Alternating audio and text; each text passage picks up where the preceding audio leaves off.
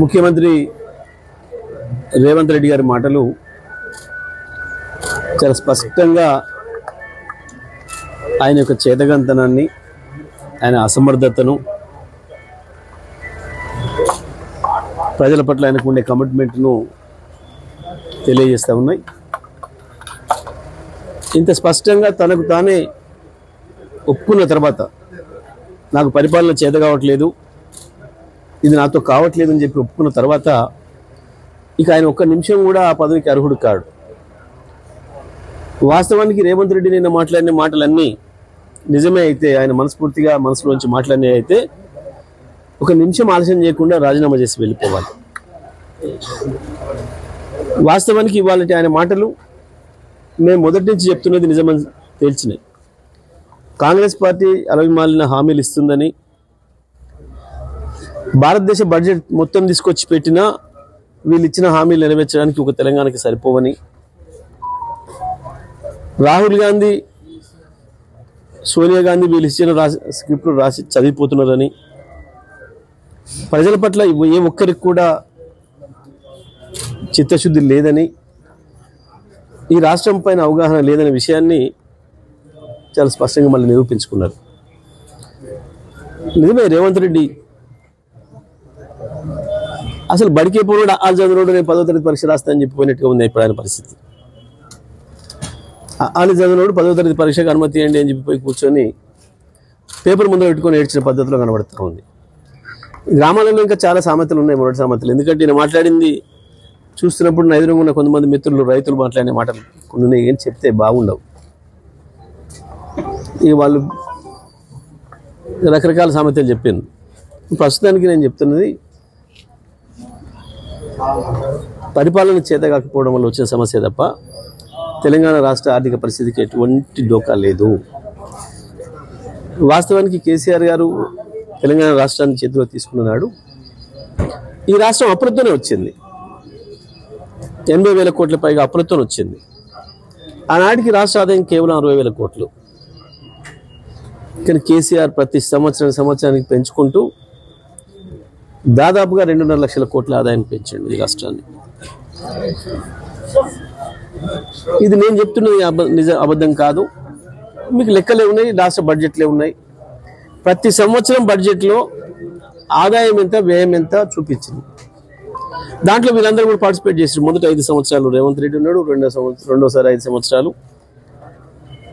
ఇవాళ ఉన్న ఉప ముఖ్యమంత్రి బట్టి విక్రమార్క, ఇవాళ ఉన్న శ్రీధర్ బాబు కూడా ఉన్నారు. ఆ రోజు అన్ని బడ్జెట్ సమావేశాల్లో పాల్గొన్నారు. కానీ మేము చెప్తా ఉన్నాం, కాంగ్రెస్ పార్టీ నాయకుల, మంత్రుల, ఎమ్మెల్యేల అధికార దాహానికి, వాళ్ళ డబ్బుల దాహానికి తెలంగాణ ప్రజల సొమ్ము నాశనం అవుతుంది, బలవుతుంది అని. గత సంవత్సరం 15,000 కోట్ల ఆదాయం తగ్గింది. ఎందుకు తగ్గింది? ఎవడి చేతగంతనం వల్ల తగ్గింది, ఎవడి అసమర్థత వల్ల తగ్గింది, లేదా ఎవడి లోఫర్తనం వల్ల, ఎవడి లోబితనం వల్ల తగ్గింది? చాలా స్పష్టంగా ఏ శాఖలలో తగ్గిందో ఆదాయం లెక్కలు ఉన్నాయి. మొత్తం ఇసుక మాఫియా, లిక్కర్ మాఫియా, ఈ రెండింటి ద్వారా కాంగ్రెస్ నాయకుల జేబుల్లోకి పోతున్నాయి. రాష్ట్ర ప్రభుత్వానికి రావాల్సిన ఆదాయం కాంగ్రెస్ నాయకుల, మంత్రులు, ఎమ్మెల్యేల జేబులోకి పోతున్నాయి. కాబట్టే రాష్ట్ర ప్రభుత్వానికి ఆదాయం తగ్గింది. రాష్ట్ర ప్రభుత్వం బొక్కసమేమో లోపలికి పోయింది, కాంగ్రెస్ నాయకుల బొక్కసాలు నిండుతున్నాయి. ఒకరిని మించి ఒకడు పోటీపడి సంపాదిస్తున్నారు. ముఖ్యమంత్రి పదవి కొరకు డబ్బులు లంచం ఎరవేయడం కొరకు, ఢిల్లీకి ఎరవేయడం కొరకు మంత్రులు పోటీలు పడి సంపాదిస్తున్నారు. అందుకే ప్రజల ఆదాయం లూటీ అవుతుంది. వాస్తవానికి ఏ ఒక్క పథకాన్ని కూడా ఆపే పని లేదు. కేసీఆర్ చివరి రోజు వరకు నడిపిన పథకాలు ఏ రకంగా వచ్చినాయి, ఎట్లా నడిచినాయి? కేసీఆర్ ఇంత అప్పు చేసిండు, అంత అప్పు చేసిండు అని చెప్పినావు. కేసీఆర్ 10 ఏళ్లలో కేవలం 4,17,000 అప్పు చేసిండు అని చెప్పి రిజర్వ్ బ్యాంక్ చెప్పింది. ఆ లెక్క నువ్వే చెప్పినావు మొన్న అసెంబ్లీలో. నువ్వు సంవత్సరం తిరగకముందే 1,50,000 కోట్ల అప్పు ఇక్కడే పెట్టినావు. ఏం చేసినావు? ఎందుకు ఈ దొంగ ఏడుపేడుస్తున్నావు ప్రజల ముందట? ఇవి ముసలి కన్నీళ్ళు తప్ప రేవంత్ రెడ్డి మాట్లాడిన దాంట్లో ఒక అక్షరం కూడా నిజం లేదు. ఒకటి, ఉద్యోగస్తులు కావచ్చు, ప్రజలు కావచ్చు, మోసం చేయడానికి ఏడుస్తున్న ఏడుపు దొంగ ఏడుపు. 2, సంవత్సర కాలంలోనే దుర్మార్గంగా రాష్ట్ర ఆదాయాన్ని లూటీ చేసి వాళ్ళ జేబు నింపుకున్న విషయాన్ని బయట రానియకుండా చేయడం కొరకు ఏడుస్తున్న ఇంకొక దొంగ ఏడుపు తప్ప ఇంకొకటి కాదు. ప్రతి అక్షరం అబద్ధమే నిన్న రేవంత్ మాట్లాడింది, ప్రతి అక్షరం మోసపూరితమే. కేవలం ఆయన వ్యాఖ్యల ద్వారా ఆయన పరిపాలన చేతగాని తనాన్ని నిరూపించుకున్నాడు. అందుకే రేవంత్ వెంటనే రాజీనామా చేసిపోవడం అనేది మంచిది. నిన్న మాట్లాడిన ప్రతి అక్షరం హామీలు ఎగ్గొట్టడం కొరకు మాట్లాడింది. ఆయన హామీలు ఎగ్గొట్టడం అనేది ప్రధానమైన ఉద్దేశం. ఓపెన్ అయినా చెప్పినాడు, దాచిపెట్టుకోలే. ఇవాళ మీరు ఏడాది కూడా తిరగలేదు కదా. 23 డిసెంబర్లో ఏమేమి మాట్లాడిండు, డిసెంబర్ మొదటి వారంలో ఏం మాట్లాడిండు, రెండో వారంలో ఏం మాట్లాడిండు, ప్రతి అక్షరం మీ ముందే ఉంది, మీ వీడియోలలోనే ఉంది. ఏ రకమైన హామీలు ఇచ్చిండు, ఎట్లా రెచ్చగొట్టిండు, ఆర్టీసీ ఉద్యోగస్తులు ఏమని రెచ్చగొట్టిండు, ప్రభుత్వ ఉద్యోగస్తులు ఏమని రెచ్చగొట్టిండు, రైతులకు ఏమని హామీలు ఇచ్చిండు, మహిళలకు ఏమని హామీలు ఇచ్చిండు అన్నాడు. ఇంకా స్పష్టంగా చెప్పిండు. ఎవరో ఒక విలేకరు అడిగితే మరి ఇన్ని డబ్బులు ఎక్కడే, మీరు ఇన్ని హామీలు ఇస్తున్నట్టే ఇంకా చాలా గొప్పగా చెప్పిండ్రు.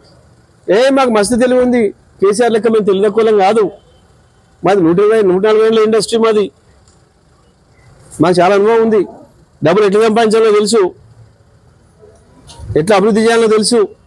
చాలా కోతలు కోసిండు, చాలా కోతలు కోసిండు.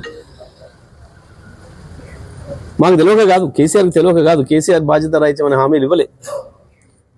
మేము కూడా వేలంపాట పెంచినట్టు పెంచొచ్చు. ఆయన 2 లక్షల రుణమాఫీ అంటే మేము 3 లక్షలు అనొచ్చు, ఆయన 15,000 భరోసా అంటే మేము 20,000 భరోసా అనొచ్చు, ఆయన 4,000 పెన్షన్ అంటే మేము 8,000 పెన్షన్ అనొచ్చు. కానీ అనలేం మేము. ఎందుకంటే రాష్ట్ర ప్రభుత్వం యొక్క పరిస్థితి ఏందో తెలుసు, మన ఆర్థిక వ్యవస్థ ఏముందో తెలుసు. దాన్ని బట్టి మనం పోవాలి, దాన్ని బట్టి మనం హామీలు ఇవ్వాలి. మోసపూరితమైన హామీలు ఇవ్వద్దు ప్రజలకు. అధికారం కొరకు ఏది పడితే అది మాట్లాడి మోసం చేయొద్దు అన్న భావనతోనే కేసీఆర్ అటువంటి హామీలు ఇవ్వాలి. రాష్ట్ర ప్రభుత్వం యొక్క ఆదాయం ఎంత ఉందో దానికి సరిపోయే హామీలే ఇచ్చినాడు కేసీఆర్. ప్రజలు నిర్ణయించుకుంటారు, ఎవరికి అవకాశం ఇవ్వాలని ప్రజలు ఇష్టం, ప్రజలు నిర్ణయించుకుంటారు. నిర్ణయించుకోనివ్వండి అని అనుకున్నాం మేము. ఏ పాత్ర ఇస్తే ఆ పాత్ర చేద్దాం, ప్రతిపక్ష పాత్ర ఇస్తే ప్రతిపక్ష పాత్ర చేద్దాం, అధికారం నిర్వహించే పాత్ర ఇస్తే అధికారం నిర్వహించే పాత్ర చేద్దామని నిర్ణయించుకున్నాం మేము. కానీ ప్రజలు మోసం చేసి ఓట్లు ఎంచుకొని ఓట్ల ద్వారా అధికారులకు వచ్చి ప్రభుత్వ ఆదాయాన్ని కొల్లగొట్టి జేబులు నింపుకొని ఈ రకంగా మళ్ళీ దొంగేడుపులు ఏడుద్దామని మేము అనుకోలేదు. మాకు అవసరం కూడా లేదు. తెలంగాణ తెచ్చిన వాళ్ళం మేము. తెచ్చిన తెలంగాణను ఏ ఆకాంక్షల కొరకు తెచ్చినామో, ఏ ఆలోచనలతో తెచ్చినామో అవి అమలు చేసిన వాళ్ళం మేము. రేవంత్ లాగా మోసం చేయడానికి వచ్చిన వాళ్ళం కాదు, కాంగ్రెస్ పార్టీ లాగా మోసం చేయడానికి వచ్చిన వాళ్ళం కాదు. అందుకే మేము చెప్తా ఉన్నాం, ఇది చాలా స్పష్టంగా ఇచ్చిన హామీలు ఎగ్గొట్టడానికి, ప్రజలను చేసిన మోసాన్ని నుంచి బయటపడడానికి, అదేవిధంగా వాళ్ళు చేస్తున్న లూటీని కప్పిపుచ్చుకోవడం కొరకు మాట్లాడుతున్నా తప్ప ఇవాళ ఈ సంవత్సరన్నర కాలంలో కాంగ్రెస్ నాయకుల జేబులు నిండినాయి, మంత్రుల జేబులు నిండినాయి, ఢిల్లీ జేబులు నిండినాయి. ఈడ వసూలు చేయాలి, దందాలు చేసి అక్కడే పంపాలి, ప్రజలకు మాత్రం పంగనామాలు పెట్టాలి. ఇది కాంగ్రెస్ పార్టీ చేస్తుంది. అలా ఇంకొక మాట కూడా చెప్తా ఉన్నా, అప్పు చేసిపోయింది కేసీఆర్, నాకు అప్పు చేయడానికి వీలు లేదని మాట్లాడుతున్నావు. నువ్వు అప్లై చేయకుండా చేస్తాను కదా వచ్చింది.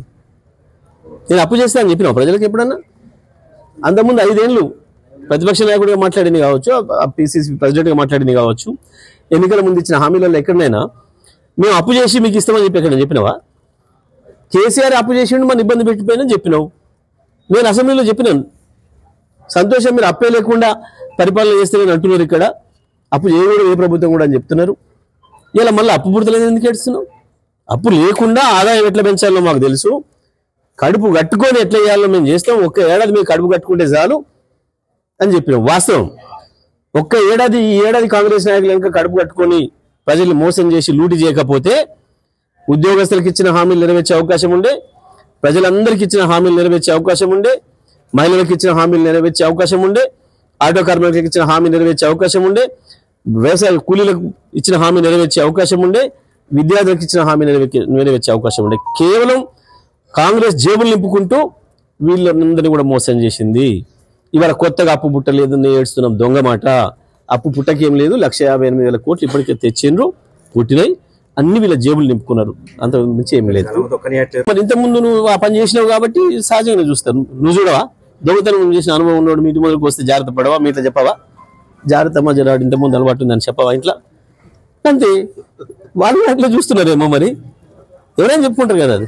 ఇట్లా పోయేటప్పుడు బజార్లో తిరుగుతున్నాడు వాడు, ఆ పక్కన దొంగతనం చేసినోడు ఇక్కడ తిరుగుతున్నట్టు తలుపులు వేసుకొని చెప్పొద్దాం కదా బయట పెట్టేటప్పుడు. వాళ్ళు కూడా అట్లా చూస్తున్నట్టున్నారు మరి. అది నువ్వే చెప్పుకుంటున్నావు, మేము అనటం లే ఆ మాట. కానీ నువ్వు నీ చేతగంతనంతో తెలంగాణ పరువును బదట్లో పెడతానంటే ఇది పద్ధతి కాదు. తెలంగాణ ప్రజలను అవమానిస్తానంటే ఇది సరైనది కాదు. రేవంత్ రెడ్డి చేసిన మోసానికి క్షమాపణలు చెప్పి రాజీనామా చేయాలి. వాస్తవానికి తెలంగాణ సమాజానికి మిమ్మల్ని మోసం చేసినాం, మా కాంగ్రెస్ పార్టీ మేనిఫెస్టో ఇవ్వడం ద్వారా మేము ఇచ్చింది 420 హామీలు, నిజమే 420లో మేమని చెప్పి ఒప్పుకొని చెంపలేసుకొని క్షమాపణలు చెప్పి రాజీనామా చేయాలి. వాస్తవానికి నేను ఆయన మాట్లాడిన మాటలకు.